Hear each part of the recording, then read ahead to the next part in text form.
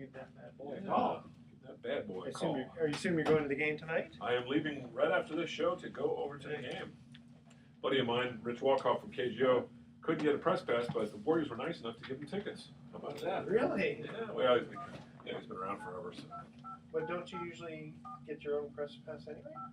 If he's not working though anymore, because KGO got rid of everybody. And then so that doesn't give you any tickets. I've got a different affiliation. I got Yahoo, so they take care of me. Okay. Hopefully I think they just know you well enough that they just. Gary, it's Edward Brown and Bruce McGowan. Hey, Gary, what's happening, man? Hey, fellas, how you doing? Good. All set up here. Yeah. All right. Excited about tonight's game? Hell yeah. Oh yeah. Hell yes. Yeah. I like that. Enthusiasm. All right. So let's get this bad boy rolling here. Okay. Get the little clock going. Edward and I just have to record a quick intro here. This is all being taped. This is actually not live. Yeah. This will go out on Saturday. So let's do our quick little. So when we talk about tonight's game, we'll reference it to that game 1 is being played and game 2 is on the way. Exactly. Yeah. Okay. Here we go. Welcome to Sports Econ 101. You know our show. It's where we discuss sports topics from a business perspective. I'm your host, Edward Brown, along with my co-host, Bruce McGowan, longtime sports radio personality. Today's show is going to be very, very special. Why is that, Bruce? Well, we got Garry St Jean, who is one of the really authentic basketball guys, I guess you could say, basketball lifer. He's a former coach. Certainly played a lot of ball, I'm sure, back in the day, and he worked in the front office, worked with the Warriors. He's broadcasting with the Warriors pre- and post-game shows on television. So he's got a lot of good insights, and I think you'll enjoy our conversation with him. Good. Okay, so we're recording this show on Thursday, which is actually game 1. Game 1 between the Cavs and Warriors. Yeah. Right. So we can talk a little bit about this matchup, and who knows, something may have happened in the interim. Hopefully nothing super noteworthy. Yeah, especially with last year, wasn't it Kyrie Irving got hurt? In game 1, yeah.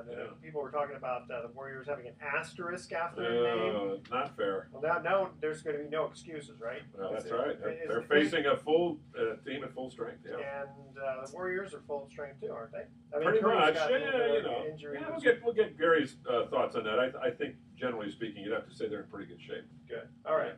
So, we definitely have a lot of questions for Gary. All right. So this segment of Sports Econ 101 is sponsored by Pacific Private Money, located in little old town of Novato, California. There you go. Check them out at pacificprivatemoney.com because they're still providing mortgage investments that are currently yielding over 8% secured by real estate. It doesn't get any more conservative than that. And when we get Gary on, I want to ask him about the Kevin Durant, Russell Westbrook, situation with, breaking up the team. Possible. A lot of things. Yeah. And we'll also maybe talk a little baseball. Apparently the Royals fans are ruining the All-Star ballot again. Did you hear about that? No, that doesn't surprise me, though. Okay, now they ruined it last time. And I also want to ask Gary about which NBA teams he thinks are going to draw a national audience, the best. Apparently Game 7 between the Thunder and the Warriors was the most televised That's game. right. Most highly watched game. Watched. Yeah. All right. Yeah. Stay with us. You're listening to Sports Econ 101. We'll be right back. All right. Thanks, Gary, for hanging out. Okay. No problem. Okay, all right. So let me just save this file, and then we'll get right into it. Save. So, Gary, you guys doing your regular pregame show on Comcast tonight? Yeah, what's kind of cool, Bruce, is they moved us from 4:30 to 5:30 because we're not allowed to go against ABC or ESPN. In the last round, we weren't allowed to go against ESPN because our ratings were so high in the Bay Area, they wouldn't leave. That's funny. That's great. I love it. Well, I was watching your show. I mean, on the road at least. I was watching them. I much prefer watching the local guys than. I like Barkley and Kenny Smith and Shaq, but I get tired of Barkley's little acid comments about, Well, I don't think you're the only basketball fan in the United States. Yeah, exactly. I mean, he's entertaining, but it just seems like he's got the red ass for the Warriors. I don't get it. Yeah. So what the hell that's all about? It's sure good. It does. Okay. Sure. All right. All right. You ready? Yep. In fact, can you talk about the fact about this 5:30, 4:30 situation on the air? Sure. Okay. Yeah. All right. The tip-off tonight is 6, right? Right. Okay. All right. Here we go. And away we go. Welcome back to Sports Econ 101. Again, I'm Edward Brown, your host, along with Bruce McGowan. Bruce, who's on the phone with us? All right, we've got former front office general manager, coach, and now a broadcaster who does analysis on television for the Warriors, pre and post game shows. Garry St Jean. I call you a basketball lifer with all due respect, because I think you really just totally enjoy the sport. You couldn't help but enjoy the sport by covering this team, Garry. And what's your feeling about the rematch of the Warriors and the Cavs? Is it a dream matchup for NBA fans? Yeah, instead of saying enjoy for a verb, I'm going to say love. This is great. Just the part of this whole experience is fabulous. Makes you Bay Area fans so excited. Cleveland's going to be a heck of a foe, obviously with LeBron and Kyrie Irving and Love, and they're healthy and playing very well. Well rested, and their chemistry is great. And we're coming off a really, really tough series with OKC, and I think the guys are going to be ready. And Garry, you were a coach, so I'm wondering, you watching the games and doing analysis compared to somebody who maybe played the game but didn't coach. Well, it's interesting. That kind of comes and goes. There was a trend, for example, that you hired, or Bruce knows what I'm going to say, you hire a retread, a guy who already had head coaching experience. He really got top billing, when openings came up. And then we had a period of time where, if you were with an assistant coach with a quality team and head coach, you liked the style of play, then you were in vogue. And then we had a period where you went and got college coaches. And now the in vogue thing is former players, some that don't have any coaching experience, a la Doc Rivers and Steve Kerr.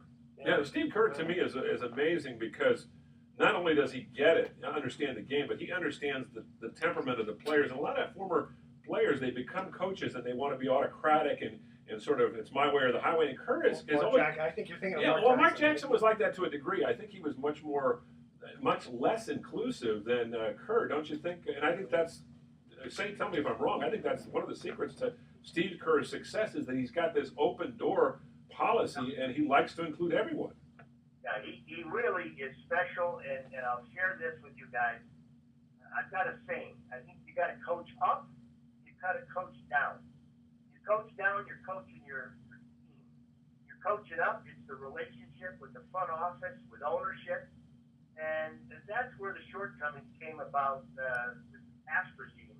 And Steve comes in, and he's got this philosophy about playing with joy, and he's just tremendous with the players. He instills a lot of confidence. He understands the ups and the downs of it all. He just presses all the right buttons on the bench. He allows his coaches, assistant coaches, a lot of input. I just think he's really special, and he's one of the best we have in the business right now. And obviously, he's got a great pedigree, having been with Phil Jackson and Popovich, and with Lenny Wilkins and Cotton Fitzsimmons and Lute Olson. Takes a page from all of their books, but I think the key is that he is himself, and who he is as a person is just off the charts. Yeah. Yeah, we talked about this on earlier shows too, about how the timing of Luke Walton going to the Lakers. I wish they would wait until after the season, because it's got to be a distraction to the players. Well, it is, but I'll throw it around the other way. I know a lot of guys were with teams in the finals and the semifinals, and teams did not want to wait until they were done in June. They hired guys instead of them, and so there was some long faces the other way around. The guys, the openings went by the wayside. So it's kind of like the NFL. They allow you to interview, but you got to give guys like Luke and those guys all the credit in the world. I think his primary focus right now is the Warriors. Maybe talking to people about his staff and conversations with Mitch Kupchak, but I'm completely confident that he's locked in on the Warriors. Oh, I'm sure he is. I guess what I'm getting at is I don't think they should publicize it. That's what it is. And you guys know better than me. What? You kept a secret today. Nothing. And we are not very good at doing that sort of thing. Well, let's talk about this series a little bit now. That the Warriors came off a very tough series with Portland, where they did win 4 out of 5, but 3 of those games were extremely close that they won. They barely beat Oklahoma City. They had to come from behind twice by 13 in the final quarter in games 6 and 7. Now they're playing a Cleveland team that's been red hot and rolling. And granted, Cleveland hasn't played the caliber of competition in the Eastern Conference yet. You know, you can't discount that 12-2 mark and also the determination to make up for what happened last year. Gary, what do you think? Is Cleveland more motivated this year because and LeBron trying to bring it to Cleveland? Well, yeah, bring it back home to the homeland, as he puts it. That's a lot of motivation on the part of the Cavs. I mean, there always is going to be, but Saint, there's a little extra this time, isn't there? Sure there is, and they're knocking on the door, and Ron is driving the bus. He's excited about the team he's playing with. He is a brilliant basketball player. His basketball IQ is off the charts. Just take a look at his passing, the stationary or off the move with the dribble. He's a facilitator. He'll score if needed, but I think he wants to get the ball. He and Kyrie both are drivers. Kyrie's going to look to finish at the rim. LeBron is finishing at 68% from 12 feet and in. Best in the playoffs. Just an amazing basketball player. Now, maybe I'm going to jinx this, but he's not making a lot of long-range jump shots. Yeah, I noticed that. Hope he doesn't get hot. On the other side of the coin, he and Love are somewhat reluctant to go in the post. We'll see if they put him there. But with those two guys attacking off the dribble, they've got a unique blend in that they acquired Channing Frye. David Griffin, the GM, was with Frye in Phoenix. They bring him aboard, and I don't know, he must be drinking water from Lake Erie or whatever. Playing fabulous. So they're big guys on their best three-point shooters. Love and him. That's amazing. You know, the other thing that's Thompson's just a nasty rebounder. He competes like Draymond. So they're going to draw and kick a lot, and they want to get the open floor. Pace is important. I think the Warriors have some advantages, though, on the defensive end. Yeah, I was just thinking that it's not just LeBron trying to bring it back home, but Cleveland hasn't had a winner since what, Otto Graham? Oh, that's not quite that far, but Jim Brown, 1964. That's 42 years, 52 years, 52 years. Bruce and I remember that. You know that's true. I actually was a kid, and I do remember that, and it's. It doesn't count because it wasn't a Super Bowl. It seems like such a long time. It's interesting too. Jim Brown retired, I believe, after that next season. So that was the end of the Browns' reign. Well, you know, the thing that really intrigues me about the Warriors this year is you'd think that after coming off such an incredible season last year, yeah, they build up and be even better, maybe in some respects.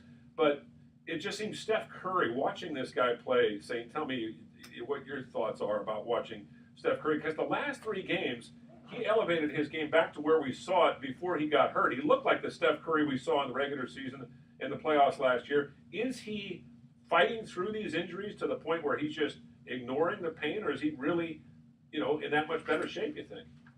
Well, he was amazing in 5 and 6 in that he found periods of time to excel, to look like his old self. Yeah. I'll say this in Game 7. That's the best swagger, the best lateral movement that I've seen him have in over a month. I thought he was tremendous, and that gives me a lot of confidence. And I'll give you an example. They switched Adams or Ibaka on him in the pick and roll. We saw so many guys in the regular season, big guys, fall down, cross them over, and also with the step back. And I think he's back. I really do. And he's gone through sometimes. A lot of guys are banged up. His has been more amplified because we got to see him. And but I'm really feeling really strong that he's going to be at his top level. And, you know, what can I say about Klay Thompson? Yeah, I was just going to say, if Klay gets hot, like he did a couple of those games. Hey, stay with us, Gary. Stay with us. We got to get to a quick break. Okay, we are. I forgot to mention that the trivia contest, basketball IQ. There you right? go. So now, Gary, if you know the answer to this, don't answer it yet. Okay. Okay. Who won the 3-point contest 3 straight times? 3-point shooting contest? Yeah, 3 straight times. Are you talking about in the All-Star game? Or are you talking about during the percentage? Or no, this would have been the All-Star game. Oh, okay. Because the contest is Okay, gotcha. Okay, the first email with the correct answer was a free 3-day, 2-night stay at the Lighthouse Resort. Email Edward at sportsecon101.com to answer this question. Who won the 3-point contest 3 straight times? All right, stay with us. You're listening to Sports Econ 101. We'll be right back. All right. That's a good one. Gary, did you ever watch the old ABA much? Just a a little bit. I mean, let's say sacks. It was hardly ever on TV. You know, back then on the East Coast, we got the ECAC Game of the Week with Honey Dove and the McIntyres at St. John's, coached by Joe Lapchick. Oh, yeah. You know, then we moved forward and origination of the Big East, but you seldom got to see, you know, games, and Celtics weren't on very often even then. I wish I could get a bunch of video of all those big Russell teams. Oh my God, yeah, those were fun teams to watch. God, Boston was just in a world on its own. Yeah. All right, ready? Here we go. Okay, away we go. Welcome back to Sports Econ 101. Edward Brown here along with Bruce McGowan. Here was our first trivia question. Who won the three-point contest 3 straight times? I'm going to defer to Garry St. Jean, our guest, and see if he knows the answer, because I'm stumped. I can't think of a guy right off the top of my head. Do you have any idea, Garry? Well, I'll give you some flyers. I'm going to say Ray Allen, Bird. Larry Bird. Larry Bird. That's it. Wow. I Larry, watched him never take his warm-up jacket off. but was Larry Bird playing when there was a three-point shot? In the locker room. Yeah. Don't waste your time. Well, Garry, when did the NBA institute a three-point shot? I'm trying to remember when that was. Oh, I would say early 80s. Yeah. And Chris Ford played for the Detroit Pistons, later a great coach in our league with the Celtics. And he made the first one. And guys, I'm going to tell you, you can think about all these different great shooters. You didn't shoot many of those back then. It just wasn't in the thought process of how you coached your team. What do you think about Steph Curry, relating to that, what do you think about Steph Curry changing the game? We talk about that oftentimes in the media, and it's sort of an oversimplification because he hasn't really changed the game in the sense that the game is still, played between the lines of the same rules. But how has Curry changed the game? And how is it almost like what Michael Jordan did in Oh, yeah. Yeah, okay. Well, you're talking about Jordan in the mid-'80s and '90s, and that's when hand checking was allowed, and when you cut to the basket, we used the phrase we bumped the cut. There was a lot of post play. It was very physical. Now we've got a much more free-flowing game, and nobody plays it better than Golden State Warriors led by Steph Curry. I wonder if there seemed to be more fights back then. Never had anybody that can shoot the ball off the dribble with the range that he has. Nobody. It's been done. I've talked to a lot of players. Not to get some guys belly aching about today's game, but the respect that they now have for his shooting is just the best off the dribble. Do you think that Charles Barkley sometimes says disrespectful things about the Warriors and even Curry just because it's so much different from the kind of ball that Charles played? And he doesn't like the fact that they're changing the game. Because he used to travel all the time. And he do a step back. No, I get the feeling he's doing that just for partly because he's kind of jealous and partly just to sort of get a rise out of people. What do you think, Eric? Because it's all of the above. Is it? Yeah. Now, he's got a personality. He just lets it rip. Yeah. And I love him. All those years and I'm going to tell you that why he's not in love with the Warriors is that they're not a big inside-oriented team. That he doesn't believe in his mind that jump shooting teams can win. You better take a look at the Warriors' defense. And they rose to the occasion in Games 6 and 7, or even on the boards with the best rebounding team in the league in OKC. I can go on and on about the strengths of the Warriors. I just loved all the isolation. That's what we had back then because we had completely different defensive rules. I mean, when you have Adams and you got Ibaka and you got Enes Kanter and you've got how are you supposed to drive to the hoop? Yeah. No, my partner Vic Papa, he don't give me this stuff that Durant is 6'7", 6'9", or 6'10". He likes to say that he's 6'14".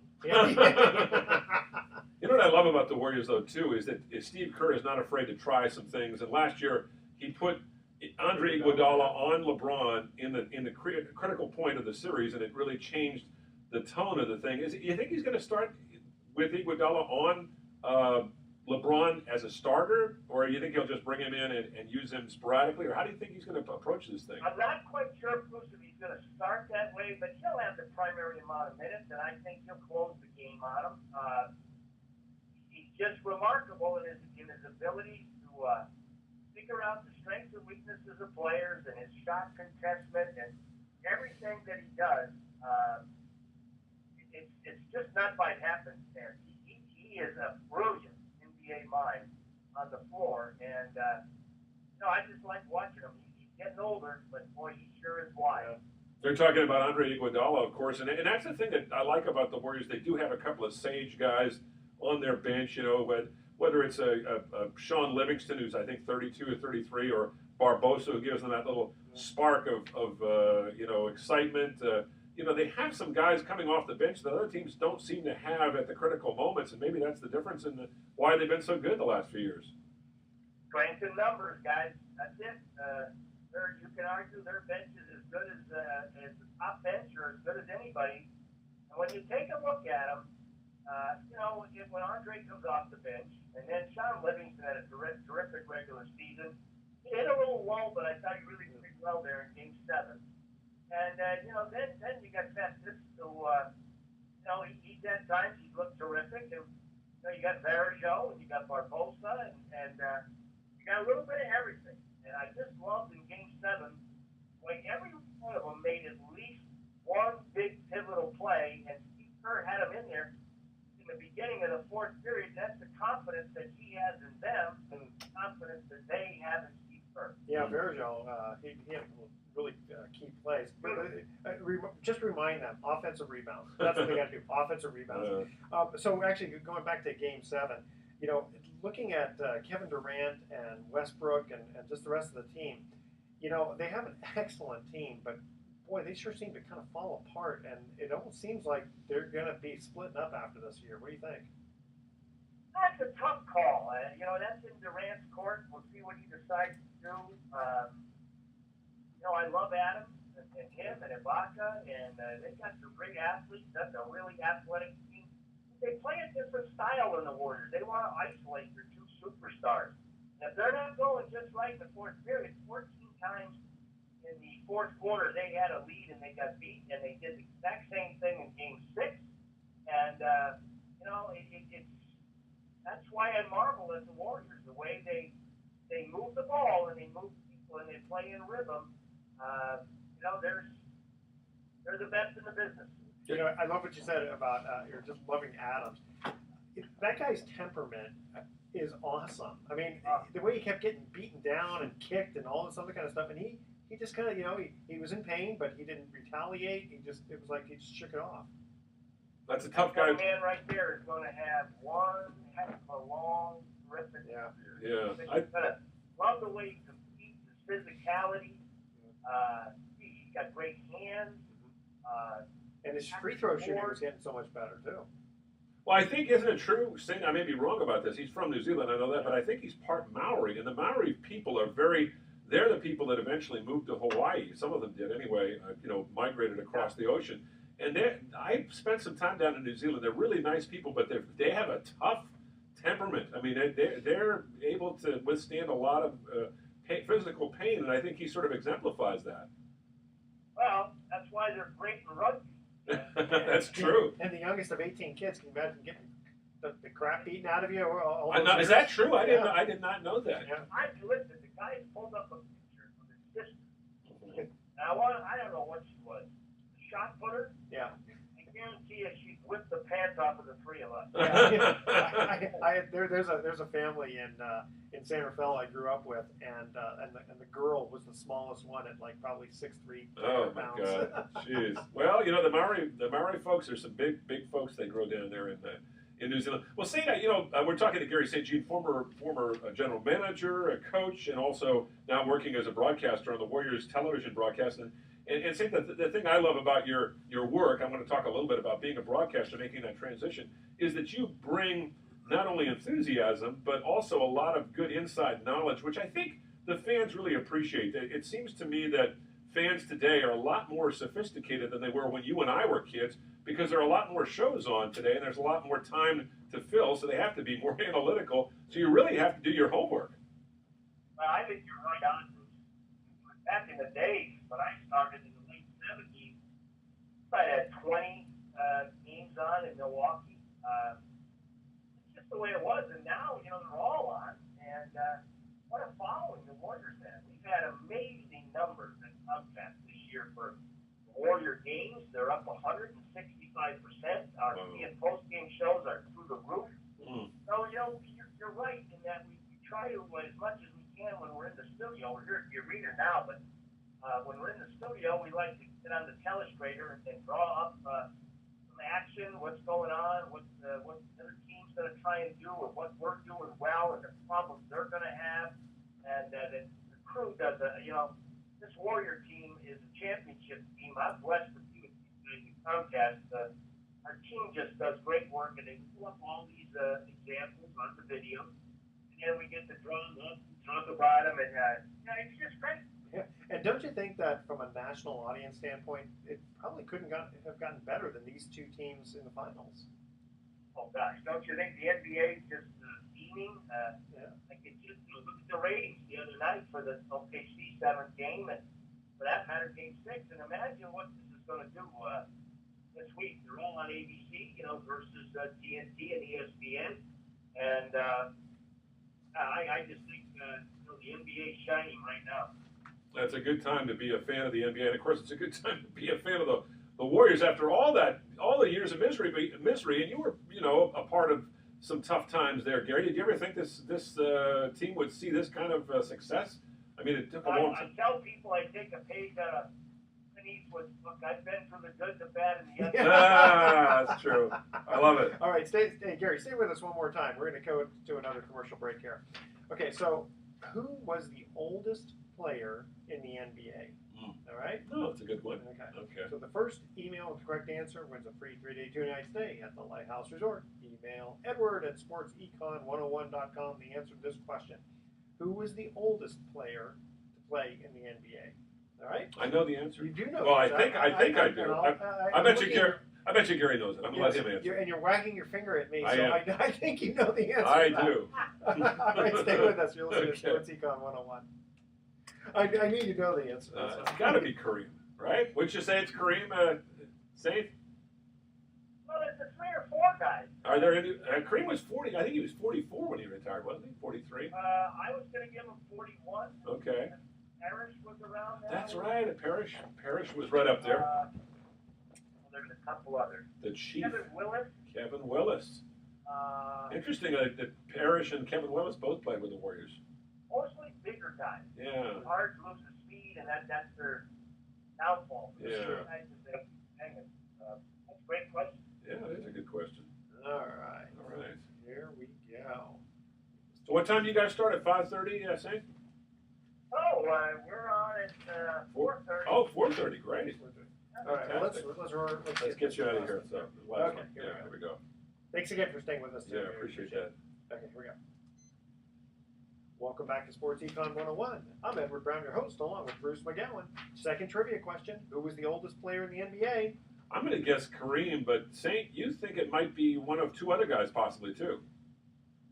Well, Robert Parrish comes to mind. He played almost 20 years, as did Kevin Willis, and Najee Mohammed getting up there. Yeah. So there's a number of guys that played 20 years, and the majority of them are big guys. And, with that said, I think that's a good guess. Okay, so I thought I was giving you a hint when I said wagging the finger. Oh, Mutombo? Mutombo. Yeah, he was 43. Wow. I remember they always used to call him the cookie. I'm not sure how old he was. And they said he was 43. They always, yeah, that's true. They always used to call him the Cookie Monster because he had that wonderful, Yes. oh, this voice, it's going to talk like this, it's a Mutombo. He was wonderful. He had the most wonderful, that's the thing I think I have to say, Gary, I really have enjoyed about the NBA these last 20 some odd years of covering it is all of the foreign players that have brought different elements to the game. Whereas, before 1980, we didn't have that many foreign players, if any, and now it just seems like 20% of the league, maybe not quite that many, but at least 10% of the league is foreign. Everybody's got 3 or 4 foreign players, and they're from every corner of the world. It's great. Yeah, it's great for our league. It's international. We do some great things around the world. I think it's titles are podcast in 220 countries. Wow. We have a great program through the Players Association, Basketball Without Borders, players and coaches travel around doing clinics. And, I was around when Bonus and, Marshall started. Oh, yeah. They were 2 of the very first. And they've been ambassadors from those days, and you look around the league, and you know what's gone on. It's fabulous. You know, there's so many guys from Africa now. We obviously, when you think about Europe with Nowitzki and go back to Drazen Petrovic and all these big guys that have come, and you know, I mean, it just opens up the market. You know, I mean, the money that's involved now because of that, right? Is the game, do you think, as good today or even better than it was, say, 20, 30 years ago when it was Jordan and Bird or Magic? Well, contrary to what the old guys believe, I think it's better. I like the physicality out of the game.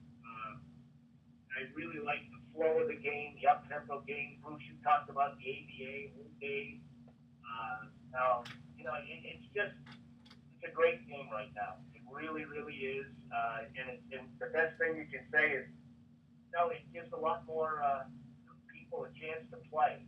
You don't have to be 780 to make the league. Yeah, just look at Steph Curry. I mean, Steph Curry seems to be the kind of a guy that if you're a young basketball player and you're not particularly, rugged or tall, you think, well, if he can do it, he's 6'2", 180, 190. And you don't have to have an attitude problem. Yeah, I mean, this guy is just, he's got everything going. Not only the every man kind of personality, off the court, but on the court, he looks just like a regular guy.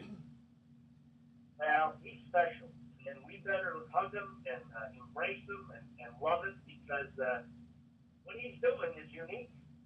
Game's the game, and I just love his whole demeanor on and off the floor. I knew his dad. I know his dad very, very well. He didn't fall far from the tree. Well, I know, I'm going to ask you a question. I know Steph would definitely say yes. What do you think about a 4-point play? Now, I'm not into that. Yeah. So I think our game is horrific right now. And, why mess with something good? Well, because there's the court and all that. We might have some big guys tripping over those things. Now, I'm with you. Why mess with something Well, good? the only reason I'm thinking is just if it gets a little more exciting when teams are, down 7 points. Oh, now yeah. it's a 2-possession game. Yeah, but then you'd have to have a 4-point line, and it's just ridiculous. It would get ridiculous. The problem with that is that the AAU kids will be shooting the ball from there every single shot. Yeah, that's true. Well, in some respects, I mean, you can make an argument, and I'm not going to agree with this, but you can make the argument that the long-distance shot has taken away the mid-range shot, which was the staple of the game for many, many years. And you see a guy like Sean Livingston, who is such a good mid-range shooter, that you wonder why more guys don't become better at mid-range shooters. You watch them, though, and as soon as they take that mid-range, you almost know it's not going to go in, except for someone like Sean, who's got he's Jordan-type leaping ability. Yeah. But isn't that something, though, Gary? Because when you and I played the game when we were kids, there wasn't a 3-point line, and so you took that mid-range shot because it was an easier shot to take. Guys, the analytics. Now, I'm not huge into this, but you figure it out. You don't have to go to Harvard or Yale. There's more value in that 3-ball, and nobody in the NBA can match the Warriors. Even Cleveland is stroking it great. They don't want any part of getting into a 3-point contest with the Warriors. That's what makes them so darn unique. And but I think it's just great for our game. And you're right about the mid-range. It's kind of disappeared, but you're right in Livingston. I love the way you're doing a mismatch. Loves his back to the basket. What he's done after that injury, the way he's played the last 2 years with the Warriors after bouncing around this league is just a miracle. Yeah, I don't think a lot of people know how seriously hurt Sean Livingston was. I mean, he suffered, I think it was the kind of a break that can actually cripple some people. They debated whether they were going to have to amputate his leg. Wow. That's how bad it was. That would have definitely hurt his jump You shot. know what, guys? You see replays? I can't watch. Yeah. I have to turn away. Yeah. Well, there's some of those sports injuries that are, infamous over the years. We've seen them. You look back. Yeah. So, yeah, you're right. Yeah. You're talking about the analytics. I mean, I could definitely see, the 3-point shot. You only have to make 2 of those to make 3 of the other, right? The regular one. So you start doing that, and with the odds of making the 2-point or the 3-point, you almost always want to shoot a 3-pointer if you can. I love. Take a look at games 6 and 7. If you look at those stat sheets, what was the difference? Yeah, it was 3-point shooting. So jumps out at you. You know what I loved seeing was when Curry was being guarded by Adams, because Adams could block him, but if he was going to try to go out and block his 3-point shot, he was not going to have any kind of a chance of doing that because Curry would do that little head fake step back and then just leave him kind of flat-footed. But it was so much fun to watch this mismatch.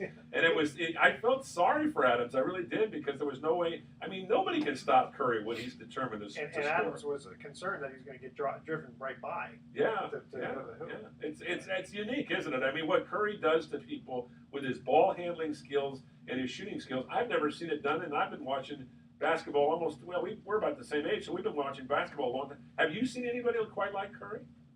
Yeah, they might have been able to dribble like Cousy and Dickie McGuire and those guys, but they couldn't shoot like this. No way. Yeah. Not with this ring. Yeah, even Curly Neal could dribble, but the Warriors are kind of like the Harlem Globetrotters in that respect. I mean, they do some circus things, and I think that's part of the reason for their great appeal. Of course, they wouldn't be that appealing if they weren't winning all the time. But I mean, the fact that they're winning a lot and doing it with such flair just makes them such an attractive team to watch. It's got to be fun for you as an analyst because you're around this team all the time. Well, ask me, why the heck are you smiling so much? I love and he has played at the highest level I've ever seen him play. Okay, now we asked Al Adams questions. He hates to make comparisons, but I'd like to ask you the same question. If the Jordan's Bulls were to play the Warriors, what do you think? What happened? Well, tell me what rules we're going to play by. Yeah, that's true. The whole key. Different game in those days because they allowed a lot more physical play. Making light of it. Yeah. We're there. Okay, well, you got different scenarios. Oakley, Paul Silas, all those guys in the 4 spot, let alone the center, but so difficult. The gentle soul of Bill Lambier. He's not one of my favorites. Yeah, I know. Interesting story about Bill Lambier. I don't know if you guys know this. I mean, maybe Saint does, and I don't know if you know it, Edward, but Bill Lambier's father was a very, very successful, wealthy executive, I believe, in the Ford Motor Company. So Bill, you always think of Bill as like this tough edge guy, but he grew up in very privileged circumstances. I'm not sure exactly who his dad was. You ever hear that story, Saint? Yeah, I've heard it many times. Yeah. And he acted like that, and had an edge about it. Nobody liked him. I don't even know how much his teammates liked him.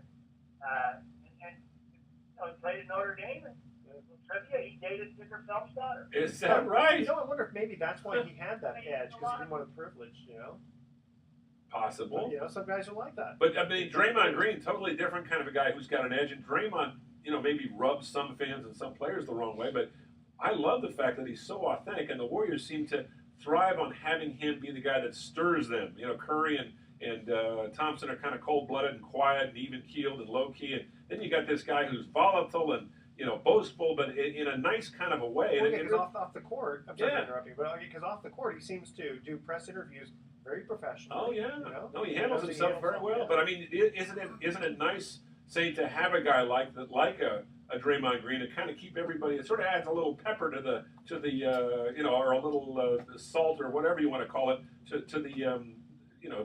what you're putting on the your cooking for that night. Right on. Yeah. That's what makes their chemistry so big. They respect each other as individuals and as players.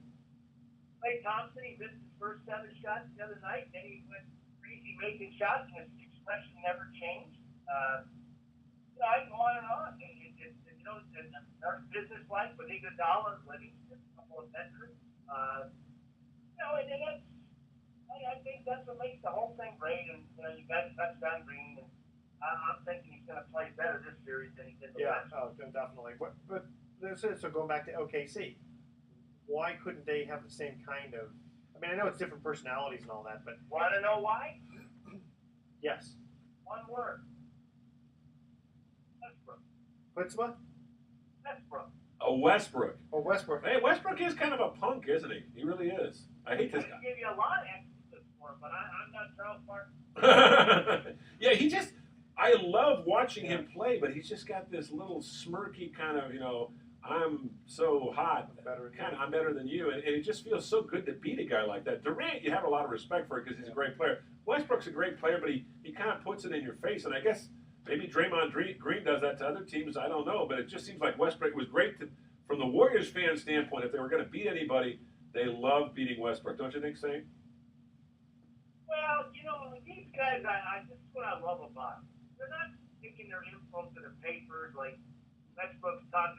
He's asked about Curry's defense. He's up there smirking and laughing. And then at the end of the series, he said, well, how about their matchup with Curry? Put it all on their big guys that they can guard him. He didn't shake hands with anybody. On and on and on. Is that right? He didn't shake hands with anybody after the game? Nobody. Is that right? That's because I saw Durant shaking hands. Yeah. Westbrook didn't. I didn't notice. I didn't see him actually. He didn't. He just walked off the court. Huh?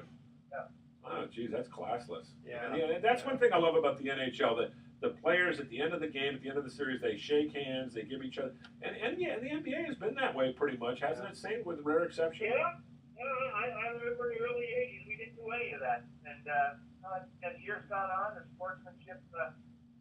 There's always been respect for the opponent, but I think that sportsmanship is great, and it has a good feel. That's what I loved about LeBron last year when they knew the game was over and they were losing the series. Even before the game was over, he went over and just shook hands. But at the same time, LeBron, from what I hear, and I don't know if you've heard this story, Saint, LeBron last year was so devastated by that loss, he sat in his locker for 45 minutes and did not move. And I'm just wondering if this is a man who's going to be possessed and is going to try to, because he's trying to bring it back to the homeland of Cleveland, and he wants to win, 3 out of 6. This is his 6th. He's won 2 out of 5. I mean, there's a lot on the line for LeBron James. Curry's kind of surpassed him as the face of the league, and he wants to reassert himself, I think. Great guy, great competitor, great player. I have nothing but superlatives to say about him. Yeah, me too. Oh, hey, can I call you Saint? I like that. I like the way Bruce calls you Saint. Well, that's a nickname. I get the feeling you've had that for a few years. Yeah, hold on. We're just going to ask the quick question. We're going to cut the break. Who had the... I got to go. Yeah. Okay, thanks a lot, Dave. Gary, appreciate it, man. Yeah. Who had the nickname Junkyard Dog? Oh, that's a good one. Right, for the NBA. Okay. All right, stay with us. Sports Econ 101. I'll have some closing comments. All right, good deal. Yeah, he stayed a long time. That's right. Saint's a good guy. Yeah, he's just a really nice guy. Really nice guy. Ooh. Perfect timing, too. Yes. Picking up my buddy Rich Walkoff at 3:45. 45. So what's he doing now? That he's not doing anything. I mean, he's just collecting his pension.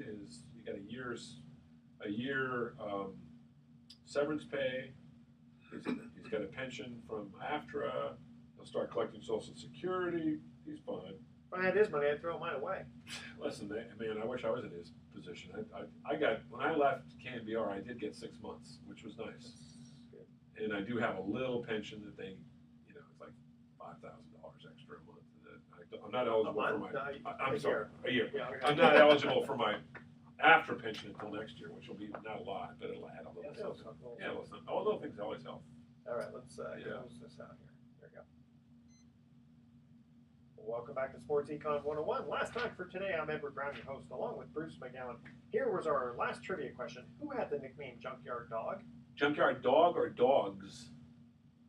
It's one guy. Okay, I don't know. Jerome Williams. Jerome Williams. No, but he was nicknamed the Junkyard Dog. You're talking about the former Giant pitcher? No, NBA. Oh, okay. I'm thinking of the former Giant pitcher. Remember, was here the right-hander from Hawaii? Kid from Hawaii, Jerome How long Williams. ago was that? Oh, he was here in 2003 till about 06, and he was supposed to be really good. He actually had a good year in 03, and then his dad died, his mom got sick, and then he never was able to really come back and pitch that effectively. He was pitching up until a couple years ago, but just not with the Giants. It's amazing how personal stuff can just really get into your life. Oh, yeah.